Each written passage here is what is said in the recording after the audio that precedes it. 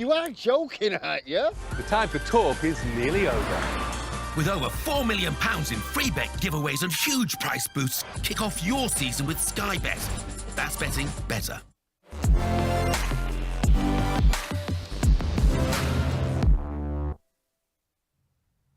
Welcome along to Matchday Live here on Fox's Hub with me, Dan Bates. Matt Elliott and David Nugent are with me as we assess the 2-2 draw away to Hull this afternoon at the MKM Stadium. Early on, of course, LCFC women are through to the semi-final of the FA Cup, so a fantastic achievement for them.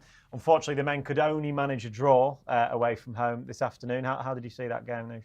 It's pretty similar to the first half, wasn't it? Yeah, more of, wasn't it? Yeah, pretty. The pitch doesn't help and the weather conditions, but the pitch looked poor, to be fair. But yeah, both teams struggled to get the ball out and play the normal way. But again, I don't want to be harsh on Wild Fast, but it comes from a mistake again, giving the ball away, which leads to Hull retaking the lead, and then the talisman, getting us back into it, Jamie Vardy, straight away really. But I think you've got to take point in the end. We were pushing towards them, trying to get that winner, but just couldn't get over the line. But it's a point on the road in the right direction. Yeah, it was probably all they deserved, I would say. Pretty even game, wasn't it? Not a lot of quality. Reasons you just mentioned there, the pitch, blustery conditions that Jerry mentioned. Yeah, that was evident. Both sides struggled to get any real rhythm. Hull were quite impressive at times. In possession, they kept the ball in pressurised situations quite well. But both sides, asked a few questions, but no one really came up with any positive, outright answers, did they? Really, I don't know. But it looked destined to be a draw. I thought from quite far out. Although you always had the uncertainty of something freakish happening with a set piece or whatever. But yeah, it was quite entertaining, if below par standard, but ultimately not enough. It's not the end of the world, far from it from Leicester's point of view. Still maintain that lead, but what is it now? 3 points ahead of Leeds and Ipswich. 3 to Leeds, 4 to Ipswich. 4 to Ipswich. Sorry, yeah, of course it is with the loss. Yeah, so that's key. Keeping it above 3 points is key, because you're looking at like 2 negative results then, aren't you? So yeah, Leicester still got the upper hand, although they weren't at their best. Far from it today. Yeah, no, you've got to take the positives. It's a point away from home. After a tough victory against Sunderland midweek. Another away game.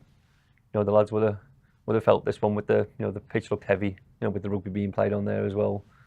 But I think you got to take it with the results that we've seen. Ipswich getting beat, we'll take the point. Could have been more, but just cutting out silly errors on our part potentially would have gave us a positive result. And we got to learn from mistakes. We've seen it over the season. We make mistakes. We haven't really been punished, but now we're seeing like mistakes and they are getting punished, which is costing us a little bit this time around. Yeah, there's sort of look at it from, in one respect, you could be slightly concerned. The lead that's been cut back, and Leicester not playing as well as they were earlier in the season, are they? No. So you look at that, you think, right, is it going to be hard work? But then again, they're showing qualities in the last couple of games that maybe they haven't shown before. They've looked a little bit more, not resilient, because they've been sloppy in conceding the goals today defensively. But there's a sort of feeling of togetherness that to want to get the job done. I think even if it's not particularly pretty on the eye. I'm not saying they've gone away from how they want to play, but they feel like they're going to dig in together and they're going to give it their all, which I think is encouraging. We've come back from 1-0 down and 2-1 down, so that's the resilience that we've seen today. They battled away, haven't they? Yeah, individual mistakes, sloppiness is one thing, but if they collectively looked as if they weren't up for the challenge, then I'd be more worried than I am. It was we needed Hull to do something to kick us up the backside to make us play a bit better. But obviously, in the end, we'll take the point. Couldn't really get the fair to win it. More needed down the line, but for today, all things considered, Ipswich lost. Yeah, Hull no pushovers as well. They're fighting for the playoffs. They're fighting as well. You know what I mean? So they've got to go for it. It's going to be a tough game, and we've seen that today. Obviously, there's a bit of a break now until the next Championship game, being the FA Cup quarter-final, of course, in a week's time. Bristol City away, the next that's not straightforward Championship game, followed by Norwich here. Well, they're one of them teams that are mid-table but could still get dragged into the relegation zone because it's so close. So, again, I don't think there's many teams in the Championship who have got nothing to play for. Probably 3 or 4 teams who just a few points away from the playoffs and they're not going to make it. But then Bristol City, look on the other side, they're like, 4 points off the relegation zone, is it? Something like that. So they're still fighting for, safety as well and trying to become safety for next season. So again, it's going to be tough. Yeah, well, we touched on it earlier, didn't we? And an away game as well. How many teams? Bristol City away is no easy task, is it? Saw them take Ipswich right to the death, didn't they, at Portman Road not so long ago. Norwich as well, putting its own challenge. Listen, we're getting ahead of ourselves a little bit. Get over this first and deal with Chelsea. Small task of Chelsea, but listen, it's exciting times though. I mean, it's getting pressurised. It's getting a little bit more concerning, particularly for the supporters. But also, you relish like the risk that's involved, or the threat that's involved, and that's part of the excitement, isn't it? You don't want everything straightforward all the time, or maybe you do if you want to get promotion back in the Premier League. But you know what I mean. It's an entertainment business as well, and I think we're going to get plenty of that over the forthcoming weeks. I think as the fans as well, they think like if Leicester lose, every other team's going to win their games no matter what. As a fan, that's how you think, but it's not going to be like that. There's going to be ups and downs the whole season. Yeah. Leicester have they've just lost 9 points. It's a big gap to give away, but the other teams are going to lose games. They're not going to win every game. They obviously both Ipswich and Leeds play in the meantime when Leicester have that FA Cup game next week. Ipswich are at home to Sheffield Wednesday. Leeds are at home to Millwall. So you'd probably expect them to win those games as well, which would add more pressure on Leicester. But Leicester didn't lose today, did they? And that is a positive. Yeah, we'll have to wait and see how that goes. Really, I don't think supporters might do, but I don't think the players and manager will spend their week, stroke 2 after the Chelsea game worrying about it all the time, because that's only going to give you sort of negativity, really, stressing about it. Again, just carry on with your work, and when the time comes, make sure that you perform to the utmost. What will be with the other teams, really. Even if they both get victories, you go, okay, all right. Got to be strong about it. Got to be, focused and be strong individuals. Don't let that get into your head. Because once it gets in your head and the confidence starts ebbing, then you are asking for trouble. But I don't know. It just seems like some kickstart Leicester a little bit again. But at the moment, I don't know. They're not clicking properly, are they? Like they were. And I suppose that's partly to be expected at this time of the season a bit. It's not going to be as fluent and straightforward. So they're having to show other dimensions to the game. Jamie Vardy was on the score sheet twice today. We said before we handed over to the commentary team that he'd never scored against Hull in the 6 games that he played. He'd be desperate to write that, and that's exactly what he did. He did. I said earlier that video inspired him for my hat-trick early on. I think he watched it before he went out and was trying to replicate it. But he was different class again today, just playing on the shoulder.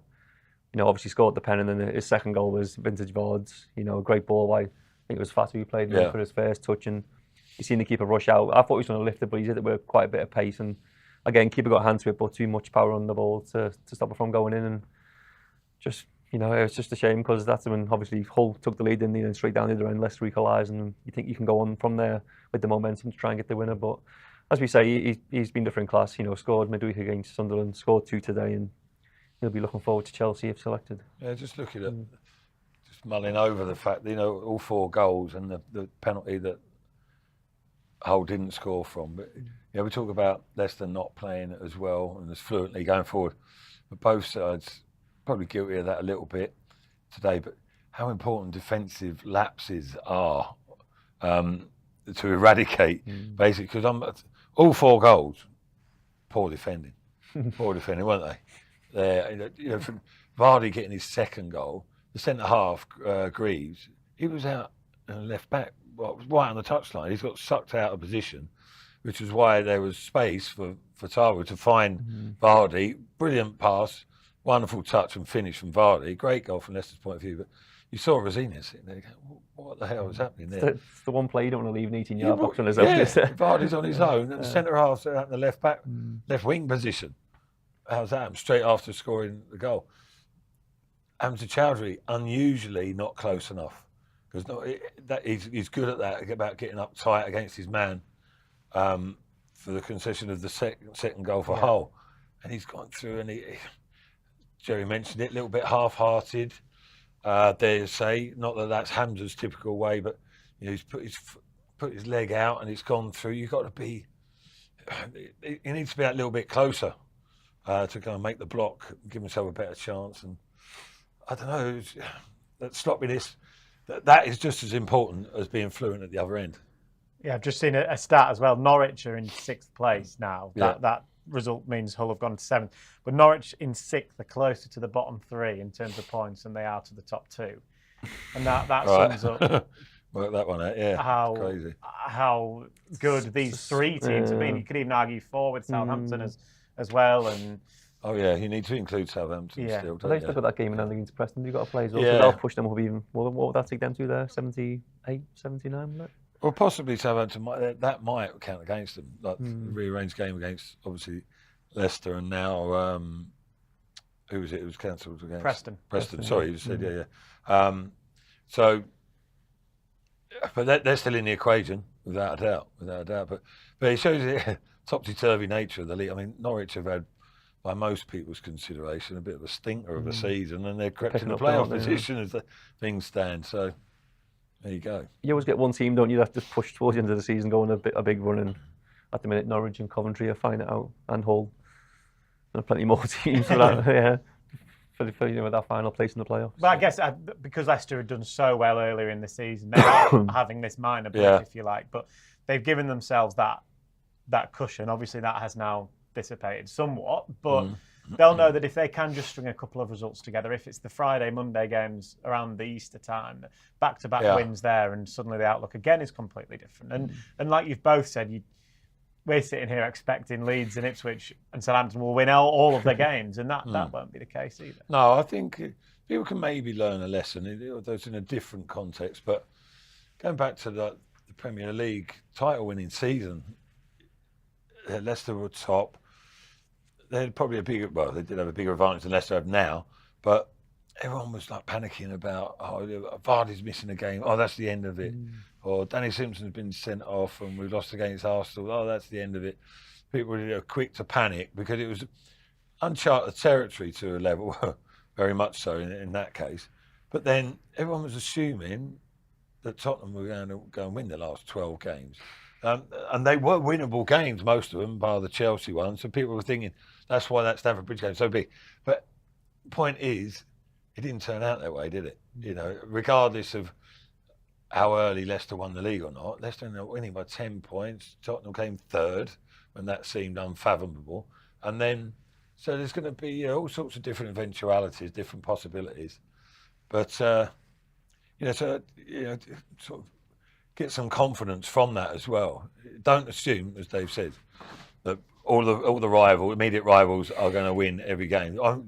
Southampton play Leeds today on the final day. So that could be interesting. Like I said about 5 minutes ago, we're going to have some entertainment. Yeah, very, very much so.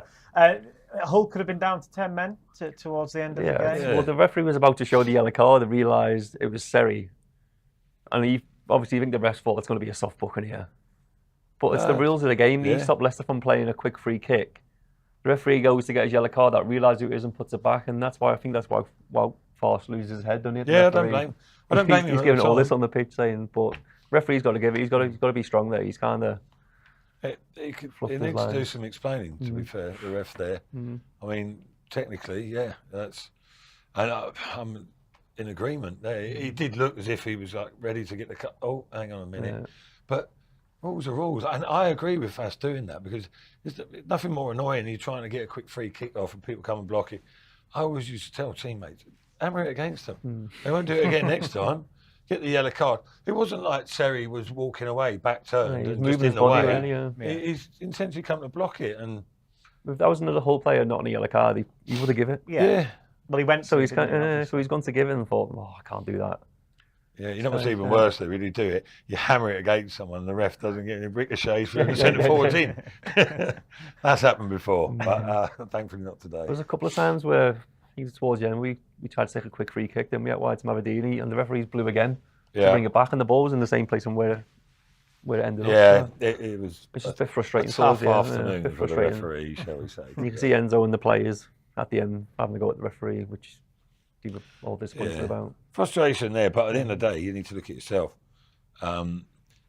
It wasn't right. The ref's decision the have an ref's fault, influence. mate. It wasn't ultimately the ref's fault that Leicester didn't get the 3 points today. Yeah, I was trying to think really as you were talking then about any clear-cut chances. There weren't any again that you look and you go, that was the moment. No, I think Wout Force had a shot, then he's from 30 yards.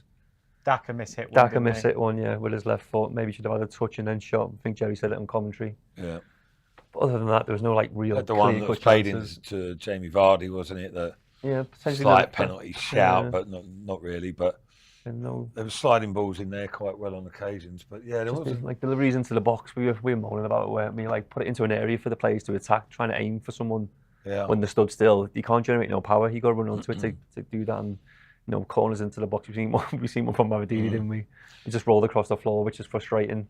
As a fan and us watching this, because we know he's got so much more in the locker. They're not firing at the moment, are they? Like you look at Dewsbury Hall is not setting the world alight like he had done earlier in the season. Mavadini's going through a bit of a barren period. Wink's less influential today. The fact that he was giving his all, but they're not clicking like they were. But they've just got to dig in. They have that capability to recapture that within now and the end of the season. But at the moment, it's just about digging in, grinding things out for a game or two or three, and then perhaps it will click back into motion when it really, really matters. I'm saying Ricardo's massive, like a massive miss in this team, and I think when big influence on the players on the pitch, and I think he's a huge loss. Enzo said pretty much until the international break. So we're expecting, hopefully, maybe we see Ricardo in the team sheet for that Bristol City game. Wilfred Ndidi will have had maybe more minutes as well, a couple more weeks, potentially even playing against Chelsea on Sunday. We don't know that. So you get the idea that we're starting to get the players back, and that's at the really vital time. Especially into the run-in towards the end of the season, you want your best players there, don't you? So if Wilf and Ricardo do come back at both the last 8 games of the season, have the 3 together again in midfield, have the front 3, fit the back 4 as it was at the start of the season, I think we could be in for an interesting into the season. Yeah, obviously that will help, and then more bodies available. It's Leicester. They're just pretty strong first 11 today, but there's all sort of little reasons behind it, though, isn't it? And Ndidi, he came on. I thought he made a bit of an impact from a defensive point of view. Not so much going forward, but he'll get into his stride, like you say. If Ricardo comes back and relatively soon, that'll be influential. And it's just having that all-round depth back again, isn't it? As well, a couple of key players, but it's about not just relying on players coming back though. Players have got to be up for the challenge to, provide what's necessary. Yeah, it's going to be a nervy 9 games. Typical fan right there. Yeah. It is though. You can't get away from it and try and be. The manager and the players will, as best they can, come across professional, methodical, but underneath, they are going to be feeling the heat a little bit. But so are the other players at Ipswich and Leeds, etc. The onus is on all of them to come up trumps, and it'd be interesting to find out who can do that. You've got to enjoy it as well. The top of the league still. They've been there for quite a while now. Yeah. It's not just all of a sudden they turn into a bad team. Just enjoy these last couple of games. Go and get promoted, celebrate, and get back into the Premier League. You'd like to think they're of the mentality. If that was myself with players that I played with, we'd be like, right, lads, we've let this slip a little bit. Okay, perhaps we've been doubled down on the determination not to let it happen. We wouldn't be collectively or silently sitting there going, Oh, don't fancy this. Leeds aren't bad, are they? And Ipswich on a good run. They keep going, don't they? You don't let negativity bring your head into your head. You rally each other, and he's like say, doubly determined to make sure the worst doesn't happen. You're going down to Stamford Bridge, aren't you, Matt? A week on Sunday, of course, for that FA Cup game. That's exciting. A chance, one win away from Wembley. Yes, yeah. Change of scenery and change of competition. Better food. Oh yeah, great food down there, isn't it, Chelsea? It certainly used to be. That'll inspire me to leave at 7 o'clock. But yeah, no. Is it a welcome change? I suppose so. Some will say it's a distraction or whatever, but like you say, see how the other teams are getting on. It would be quite nice to know you can't do anything about that regardless. Yeah, it would be a good occasion, wouldn't it? At the very least, you would imagine. You'd like to think so, and a realistic chance of getting some sort of result down there as well. Yeah, hopefully so. Hopefully so. It's not just that we've got coming your way here on Fox's Hub over the course of the next week or so. We've got extra time, firstly, on Monday evening to assess today's game with Hull. We've then obviously got that big FA Cup quarter final. It is a 12:45 kickoff, so we'll be live before noon. So yes, you best set off early in the morning on Sunday, Matt. The latest episode of Leicester's The Place is available with Muzzy, Is It? Fantastic watch or listen, whatever you decide. Who's that bloke with the hat on? And speaking of Muzzy, Is It, actually, Matt, he's one of the guests for the Chelsea game next week. So another reason to tune in for that Chelsea quarter Tell him no hats in the studio. A week tomorrow. You can send that message. Okay, we'll do. I don't have the authority. Tell Muzzy, Is It that? Right, thank you very much to David Nugent, to Matt Elliott and to Jerry, of course, on co-commentary for us. I hope you've enjoyed Matchday Live with us. Unfortunately, Leicester just getting the draw in the end, but there's still an awfully long way to go at the end of the season. Goodbye.